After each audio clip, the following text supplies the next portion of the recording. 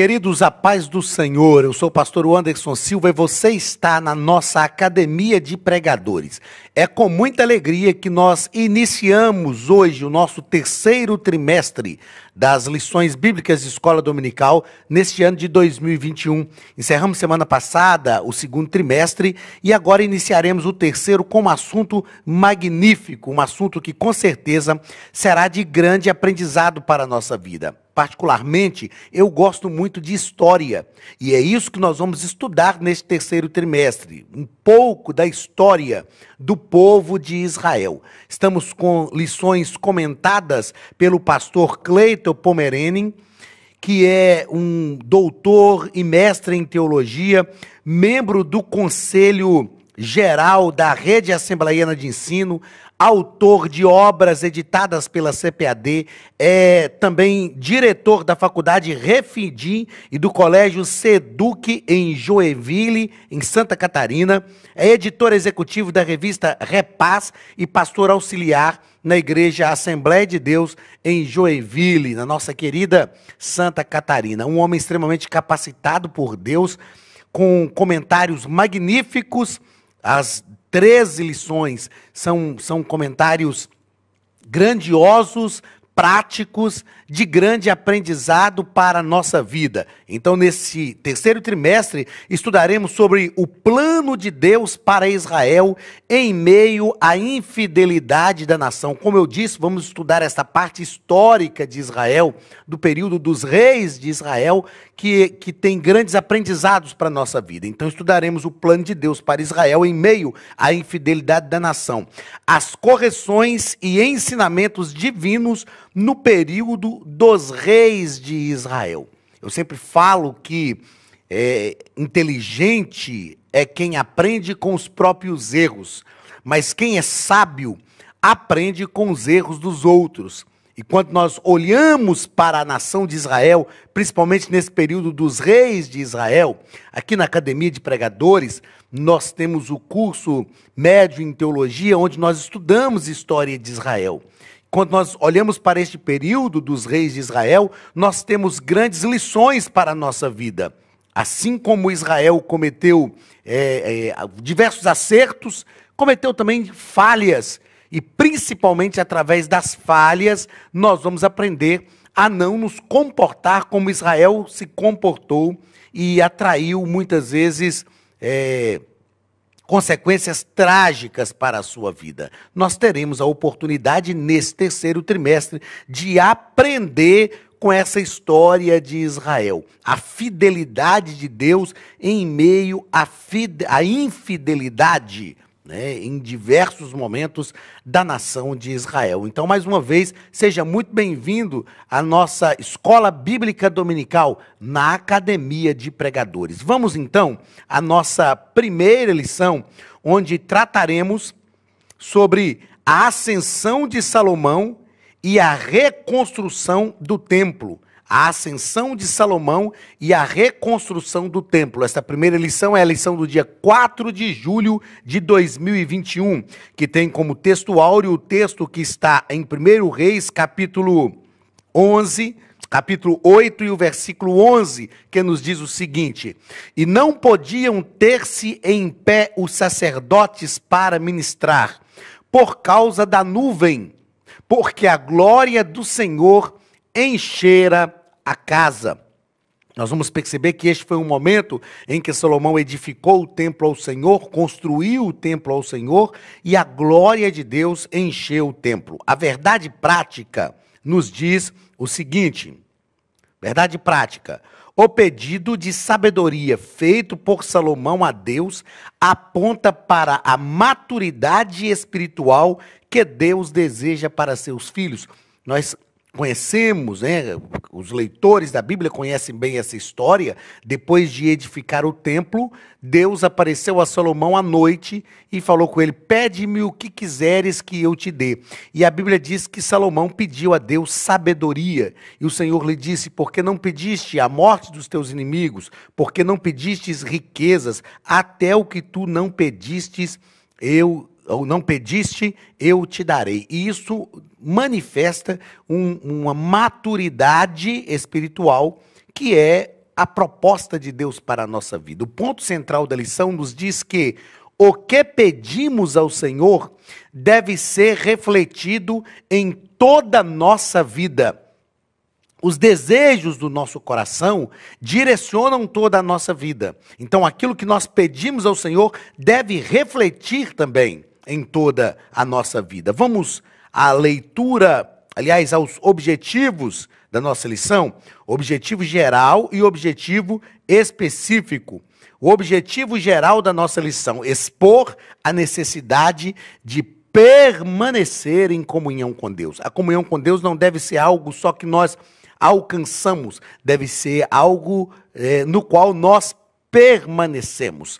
Objetivos específicos: evidenciar as virtudes de Salomão, é o objetivo do primeiro ponto. Do segundo ponto, destacar o comportamento orgulhoso de Salomão no fim de sua vida. E o terceiro objetivo, ligado ao terceiro ponto da lição, apontar os feitos de Salomão. Vamos à leitura bíblica em classe. 1 Reis, está em 1 Reis, capítulo 29, versículos 34. E o capítulo 6, perdão, 1 Reis, capítulo 4, versículos 29 ao 34. 1 Reis, capítulo 6, versículo 1 e depois os versículos 11 ao 14. Essa é a nossa leitura bíblica em classe. Vamos a 1 Reis, capítulo 4. E deu Deus a Salomão sabedoria e muitíssimo entendimento, e largueza de coração, como a areia que está na praia do mar. E era a sabedoria de Salomão maior do que toda a sabedoria de todos do Oriente, e do que toda a sabedoria dos egípcios. E era ainda mais sábio do que todos os homens de Etã, Esraíta, e do que Emã, e Cacol, e Darda, filhos de Maol. E correu o seu nome por todas as nações em redor. E disse 3.000 provérbios, e foram seus cânticos 1.005. Também falou das árvores, desde o cedro que está no Líbano, até ao isopo que nasce na parede. Também falou dos animais, e das aves, e dos répteis, e dos peixes. E vinham de todos os povos a ouvir a sabedoria de Salomão, e de todos os reis da terra que tinham ouvido a sua sabedoria, ou da sua sabedoria. E sucedeu que no ano 482 de saírem os filhos de Israel do Egito, no ano 4º do reinado de Salomão sobre Israel, no mês de Zifi, este é o mês segundo, Salomão começou a edificar a casa do Senhor. Então veio a palavra do Senhor a Salomão dizendo: quanto a esta casa que tu edificas, se andares nos meus estatutos e fizeres os meus juízos e guardares todos os meus mandamentos, andando neles, confirmarei para contigo a minha palavra, a qual falei a Davi teu pai, e habitarei no meio dos filhos de Israel, e não desampararei o meu povo. Assim edificou Salomão aquela casa e a aperfeiçoou.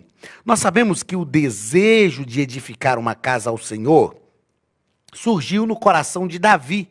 E Deus não permitiu Davi edificar a casa. Deus não permitiu Davi construir o templo. Porém, Davi deixou tudo pronto para o seu filho Salomão. Além de deixar, logisticamente falando, tudo que Salomão necessitava, Davi também orientou os príncipes de Israel e solicitou que eles realmente auxiliassem Salomão na construção da casa para o Senhor. E Salomão fez isto, com o coração voltado para Deus. É claro que nós aprendemos na história de Salomão, não é a tratativa que faremos na aula de hoje, mas nós aprendemos na história de Salomão que Salomão também cometeu falhas, que Salomão permitiu que se construísse altares a deuses pagãos. Embora, como eu disse na aula de hoje, nós vamos tratar sobre a construção do templo. Nós vamos perceber que Salomão realmente se dedicou a isso, se dedicou a construir a casa para Deus.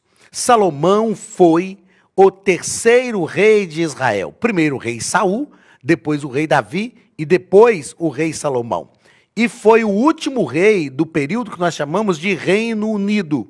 Então, já no início aqui, antes de entrarmos também nos comentários, né, feitos pelo nosso comentarista, eu gostaria de falar sobre 3 lideranças importantes em Israel e que deveriam liderar o povo conforme a vontade de Deus. A primeira liderança era o rei. O rei era uma liderança política e ele deveria governar o povo conforme a vontade de Deus. Sendo uma liderança política, ele trataria das questões políticas de Israel, porém, a vontade de Deus direcionaria todas estas coisas. A segunda liderança era o sacerdote, que era uma liderança religiosa. Era aquela liderança que tratava das questões religiosas, era a liderança que direcionava o povo conforme a vontade de Deus. Era o sacerdote que oferecia o sacrifício quando o povo levava a ele o sacrifício para ser oferecido. Era uma liderança importantíssima no contexto judaico. E a terceira liderança, o profeta, que era uma liderança profética, ou seja, a voz de Deus no meio do povo.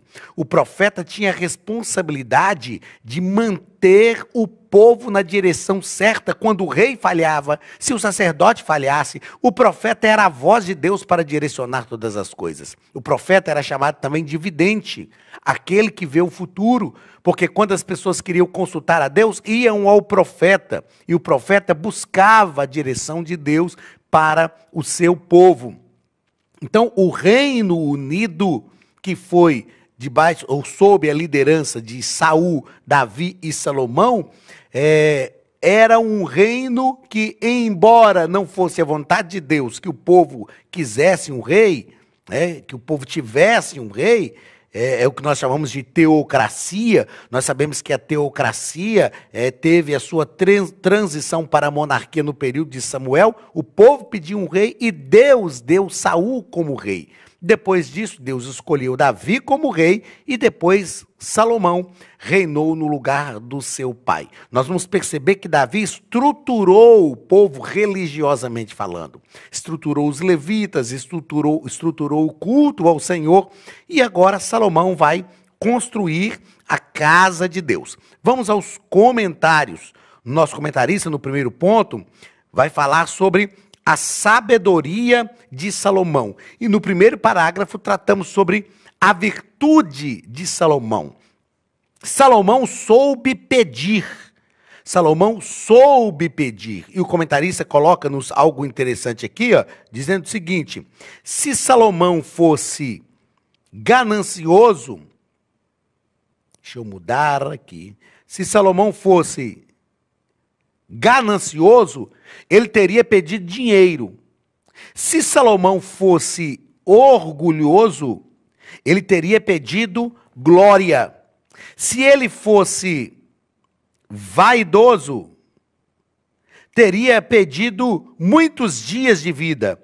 Se fosse vingativo, teria pedido a morte de seus inimigos. Então veja bem, o que nós pedimos, o que o comentarista está nos ensinando aqui, que o que nós pedimos revela aquilo que é o direcionamento do nosso coração. Nós percebemos que Salomão tinha virtudes. Eu acho interessante a vida de Salomão, que quando Davi estava para partir, se não me falha a memória, 2 Samuel capítulo 23, por ali afora, Davi profere as suas últimas palavras e ele chama Salomão e diz assim: eu vou pelo caminho dos meus pais, esforça-te, pois, e sê homem.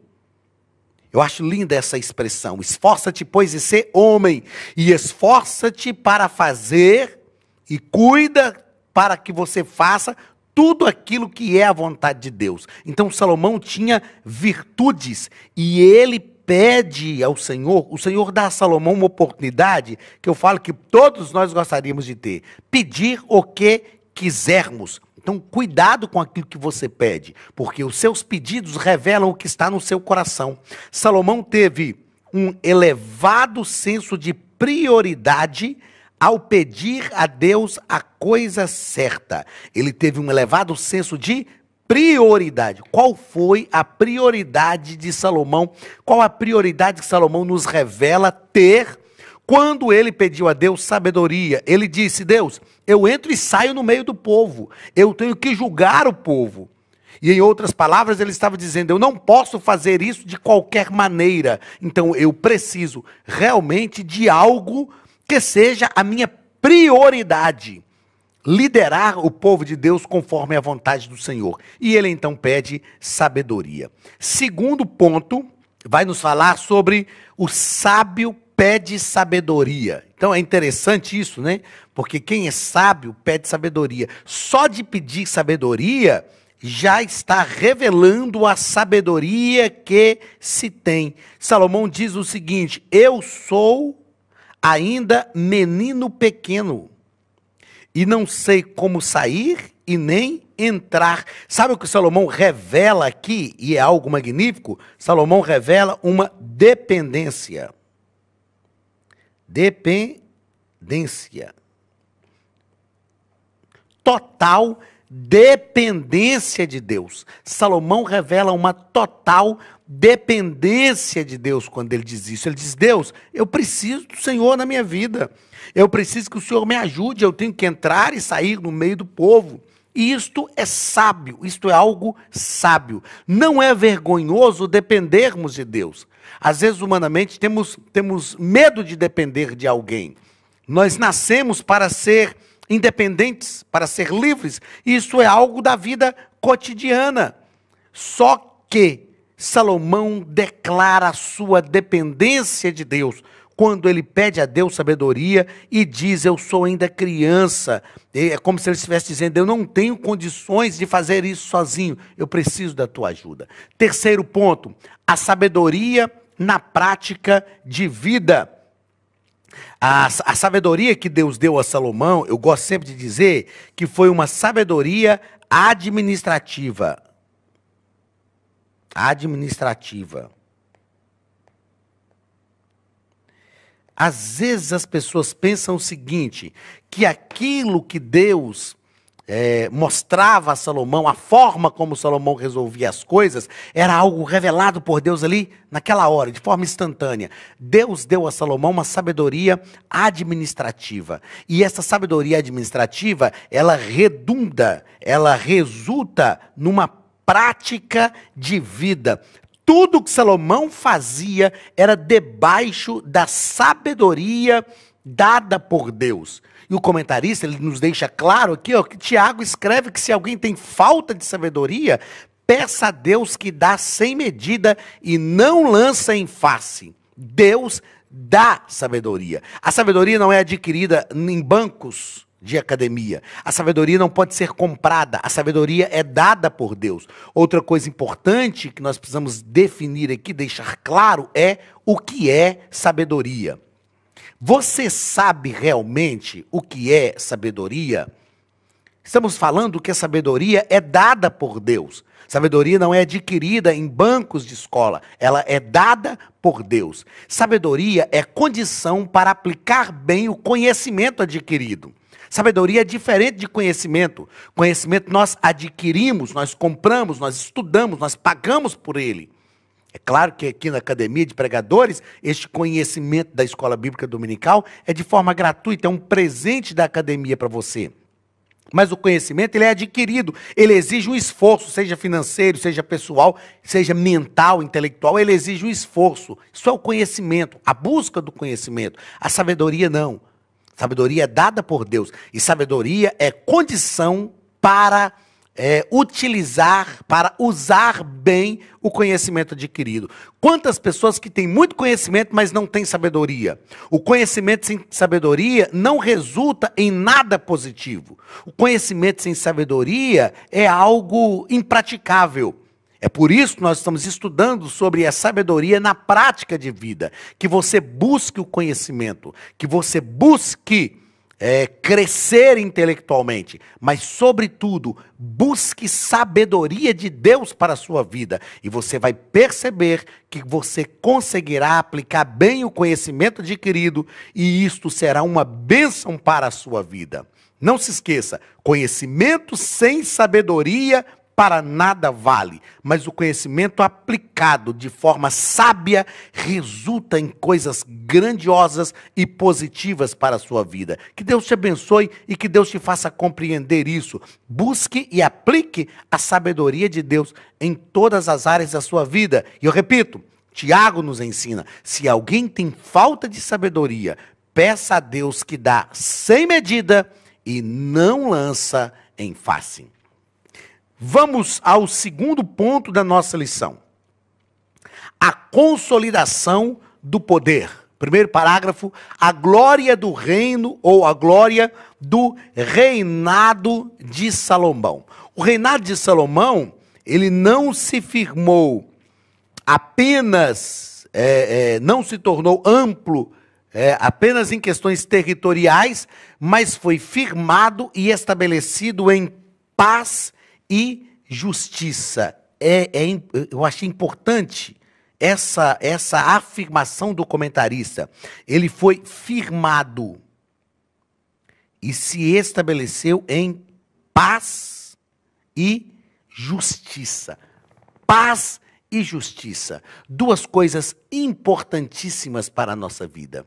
Porque quando estamos firmados na paz, estamos vivendo, Salomão estava vivendo aquilo que era algo de Deus para a sua vida. E é para a vida de todos nós.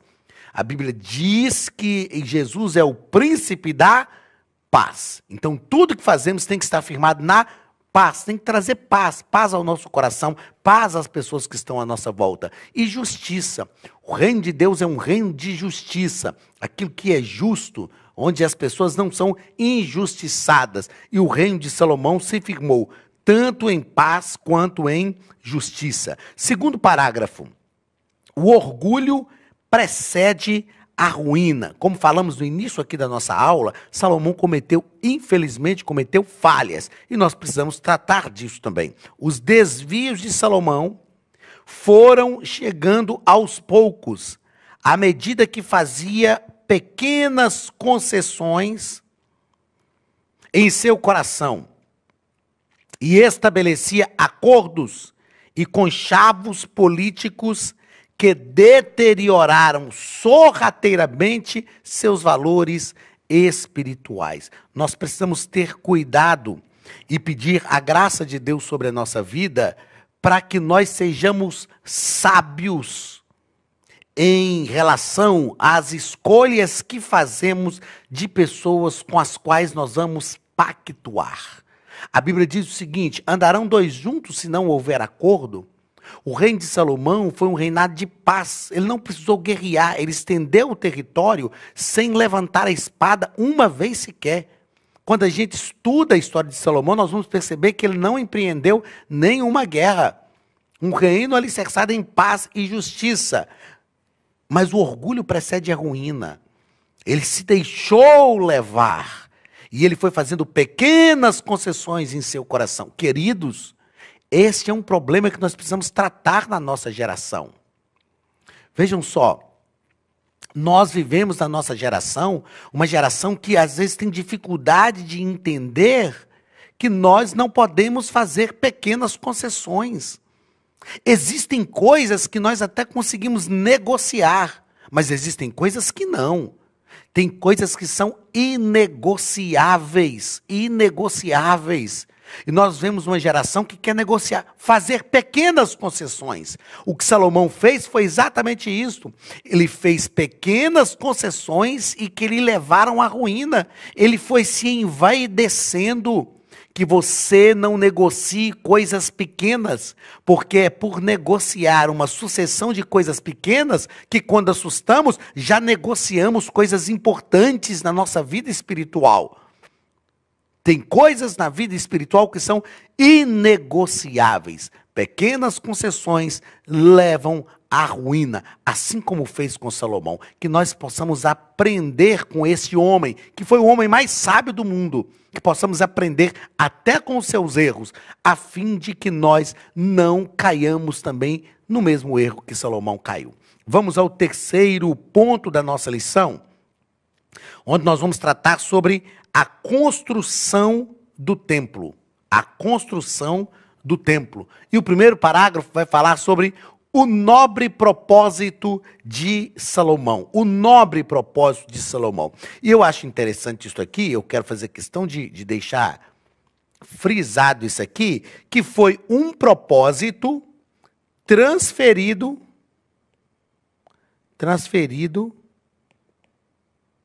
de pai para filho. Foi um propósito transferido de pai para filho. Foi algo do coração de Davi. Eu aprendo muito com isso aqui. Como é bom quando nós transferimos aos nossos filhos os propósitos que temos em relação ao reino de Deus. E é melhor ainda quando os nossos filhos entendem esse propósito e eles recebem esse propósito e aplicam esse propósito também na sua vida. Então o propósito de Salomão foi um propósito nobre. Ele queria uma casa para o Senhor. Ele queria um lugar onde Deus fosse realmente adorado. Segundo parágrafo deste terceiro ponto, o templo do Espírito Santo. Nós sabemos, existe um hino que eu canto desde a minha adolescência, então é um hino antigo, que a gente canta que Deus não habita em templos feitos por mãos de homens. E essa visão de Deus centrada no templo é uma forte característica no Antigo Testamento. Mas com a redenção do homem efetuada por Cristo no Calvário, a morada de Deus passa a ser o próprio homem regenerado. E aí a gente faz uma pergunta: o que é santuário? O que é verdadeiramente o santuário? O santuário é o lugar onde o Deus Santo habita. Isto é santuário. Deus habita em santuário. É claro, quando nós tratamos aqui que Deus habita, a partir da redenção de Jesus no Calvário, nosso coração, habita na vida do ser humano, é claro que nós não estamos dizendo que não é importante ir ao templo. É importante ir ao templo. O templo faz parte da nossa prática de fé. Frequentar o templo, a comunidade de fé, estar unida, junta no templo, isso é magnífico. A igreja primitiva nos dá esse parâmetro. Atos, capítulo 2, lá a partir do versículo 42, 43, vai nos dizer que eles estavam todos os dias no templo, unânimes. Frequentavam o templo. O templo é frequentar o templo é também um exercício da fé cristã. Terceiro parágrafo do terceiro ponto, a glória do Senhor. A primeira glória, nosso comentarista nos coloca aqui, que a primeira glória, a primeira vez que esta glória de Deus apareceu, em duas ocasiões muito especiais, foi quando os sacerdotes levaram a arca para o lugar santíssimo. A glória foi tanta que eles não puderam, é o nosso textual, não puderam permanecer em pé para ministrar os serviços sagrados. A glória de Deus estava ali. E houve também uma segunda ocasião, a segunda ocasião que a glória do Senhor se manifestou foi quando Deus respondeu Salomão na inauguração do templo. Desta vez, além da glória, desceu fogo do céu e consumiu o holocausto. O que nós aprendemos com isso? Não podemos viver sem a glória de Deus. Não podemos tolerar um cristianismo sem glória. Não podemos pensar na fé cristã sem a manifestação da glória de Deus. Uma coisa é saber que a glória de Deus está lá. Outra coisa é quando nós percebemos a manifestação da sua glória. Nessa lição de hoje, nós aprendemos com essa ascensão de Salomão e essa construção do templo, aprendemos que a ascensão de Salomão foi por causa do pedido que ele fez a Deus, sabedoria. E o templo foi construído com um propósito correto. Qual é o teu propósito ao estar no templo? Por que tem pessoas que lutam tanto quanto em relação ao templo? Porque algumas pessoas realmente estão no templo com motivações erradas? Eu sei que sim. Mas nós precisamos estar no templo, frequentar o templo com a motivação certa. Ver também no templo a manifestação da glória de Deus. Deus te abençoe. Até nossa próxima semana com a segunda lição deste terceiro trimestre de 2021. Um grande abraço da Academia de Pregadores e do pastor Anderson Silva, em nome de Jesus.